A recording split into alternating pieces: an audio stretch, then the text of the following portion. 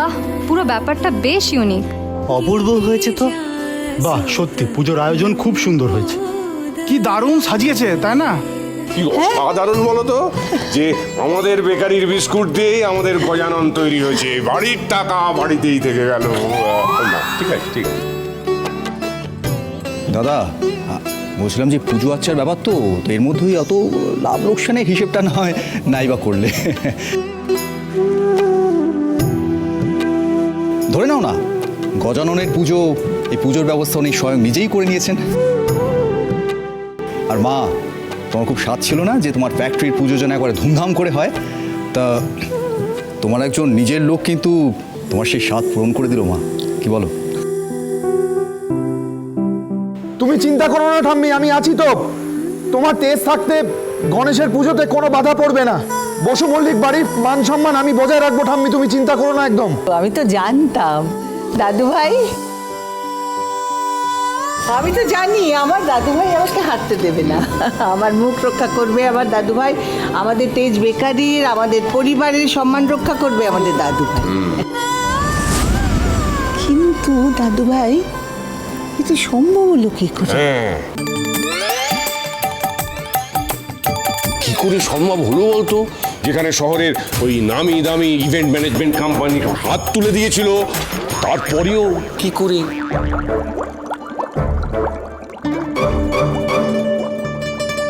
Little baby, আমি যেটা ভাবছি তুমিও কি সেটাই ভাবছো? Yes mom, yes. এই কাজটা ওই অ্যাকচুয়ালি করতে পারে, আর কেউ না। Absolutely sir.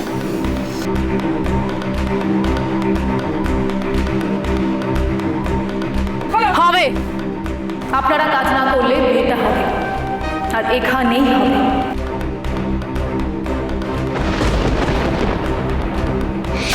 ভেন্যু সাজানো কেমন হয়েছে? এই সবটা কিন্তু আমি নিজের হাতে করেছি। কিন্তু সুধাকে তো আমি আমার রাস্তা থেকে সরিয়ে দিয়েছি। দাঁড়ান, সোজা চালাও গাড়ি, চালাও, সোজা চালাও।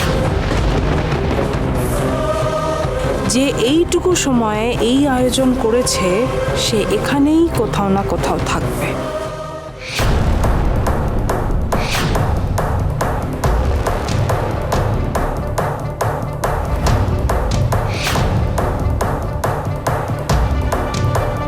ইমন ম্যাডাম আমাকে দেখে ফেলেননি তো? মম, ওখানে কে একজন আড়ালে সরে গেল মনে হলো না? আড়াল থেকে সবকিছু দেখছিল। দেখো, এই পুরো ব্যাপারটা না আমার সুবিধে লাগছে না little baby. Something is very very fishy. নাহলে তুমি দেখো না, এই বসু মল্লিক পরিবারের এত বড় একটা অনুষ্ঠান আর সেখানে সুধা নেই। এটা আমার মন মানতে চাইছে না বেবি। কালকে রাতে যা ঘটেছে সেটা তো আমি সব তোমাকে বলেছি। ওই বৃষ্টির রাতে যখন সুধা আমার থেকে লিফট চাইছিল, আমার গাড়িকে দেখে থামাবার চেষ্টা করছিল, তখন তো ওকে আমি আমার রাস্তা থেকে কমপ্লিটলি সরিয়ে দিয়েছি। ও তো দু পায়ে উঠে দাঁড়াবারই কথা নয়, এইসব অ্যারেঞ্জমেন্ট করবে কিভাবে? সেটা তো বটে, কিন্তু কিছু তো একটা গন্ডগোল আছে।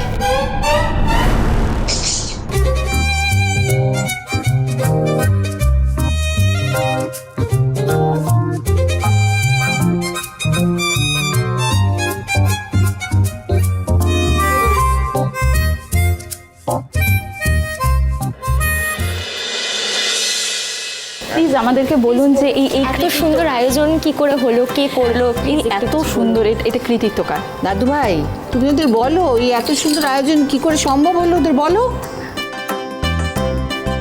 হ্যাঁ স্যার, কাল দুর্যোগে সমস্ত কিছু আয়োজন নষ্ট হয়ে যাওয়ার পরেও এত অল্প সময় গণেশ পুজোর নতুন করে এই অভিনব আয়োজন করা, এটা কি করে সম্ভব হলো?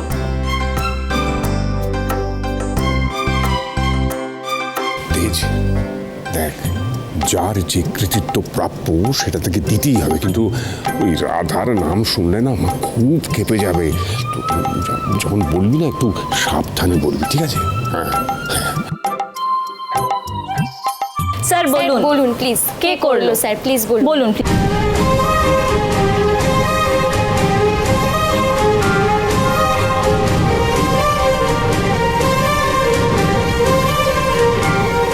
বৌদি, দেখছো তো সব রিপোর্টাররা জানতে চাইছে এই পুজোর আয়োজন কে করেছে। আর এটা তো সত্যি, তুমি না থাকলে এই পুজোর আয়োজনই হতো না। আর তুমি এভাবে লুকিয়ে থাকবে, তা কি করে হয়? দরকার হলে আমি ঠাম্মিকে বুঝিয়ে বলবো। এসো না বৌদি, এসো এসো। সমুদ্র, না, এটা সম্ভব নয়। ঠাম্মি বারবার বলে দিয়েছেন আমার ছায়াও যেন গণেশ পুজোয় না পড়ে। উনি চান না আমি পুজোতে থাকি। এবার আমি যদি তারপরেও পুজোর সামনে যাই, তাহলে ঠাম্মির মনে হবে ঠাম্মি হেরে গেছেন, আর আমি সেটা কিছুতেই চাই না। তাছাড়া কি বলো তো, পুজোর আয়োজন যেই করুক, অবশেষে বসু মল্লিক বাড়ি, তেজ বেকারির ঐতিহ্য যে বজায় থেকেছে, এটাই আমাদের কাছে অনেক, তাই না? স্যার বলুন প্লিজ, কে করলো স্যার? প্লিজ বলুন প্লিজ স্যার। আপনি কি কাউকে আড়াল করছেন স্যার? আপনাকে আমি কথা দিয়েছি সুধা, ঠাম্মিকে কিচ্ছু জানাবো না। কিন্তু ঠাম্মিকে যে মিথ্যেও বলতে পারবো না, আর না আমি আপনার কৃতিত্বে অন্য কাউকে ভাগ বসাতে দিতে পারবো। কি হলো তেজ? বলো, ওই মিরাকেলটা কে করলো? এত অ্যারেঞ্জমেন্ট এক রাতের মধ্যে কমপ্লিট করা তো নেক্সট টু ইম্পসিবল, কিন্তু এত ইজিলি সবটা হয়ে গেল যে? দেখে তো মনে হচ্ছে এক্সপিরিয়েন্সড কারোর কাজ।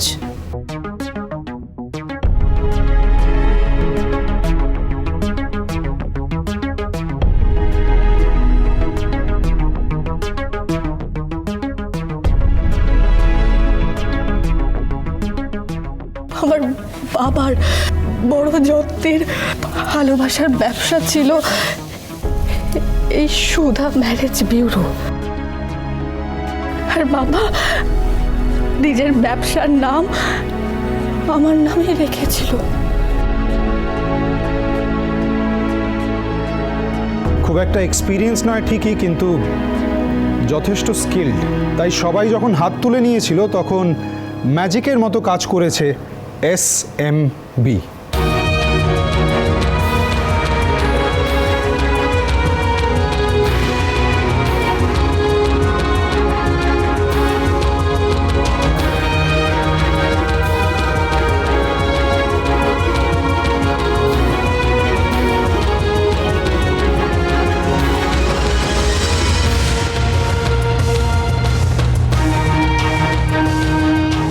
SMBটা কি? আমি SMB হলো একটা নতুন ইভেন্ট ম্যানেজমেন্ট কোম্পানি, যারা বেশিরভাগ বিয়ের আয়োজন করে। কিন্তু আমার রিকোয়েস্টে তারা খুব অল্প সময় এই পুরো পুজোটা অর্গানাইজ করেছে। সাবাস তেজ। বড় বড় কোম্পানির মতো নাম ডাক না থাকলেও এদের হাতের কাজ কিন্তু অতুলনীয়। আর ঠিক তেমনই চ্যালেঞ্জ নেওয়ার ক্ষমতা। মাঝপথে কাজটা করতে পারবো না বলে হাত তুলে নেয় না।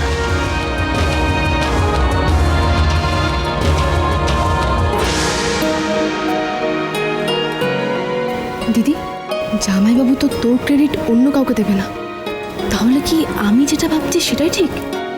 SMB মানে সুধা ম্যারেজ ব্যুরো? বাবার রাখা ব্যবসার নাম উনি মনে রেখেছেন। আমার সত্যি বিশ্বাস হচ্ছে না ঝিনুক।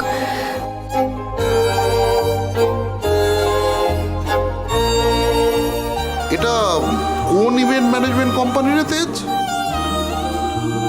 হ্যাঁ, মানে এদের নাম তো আমি আগে কখনো শুনিনি। নামে কি যায় আসে ইমন? তুমি শুধু এইটা জেনে রাখো আর মনে রাখো যে যে কাজটা তোমার কোম্পানি মানে শহরের নাম্বার 1 কোম্পানি করতে পারলো না, সেটা এরকম একটা দুর্যোগে SMB করে দেখিয়েছে।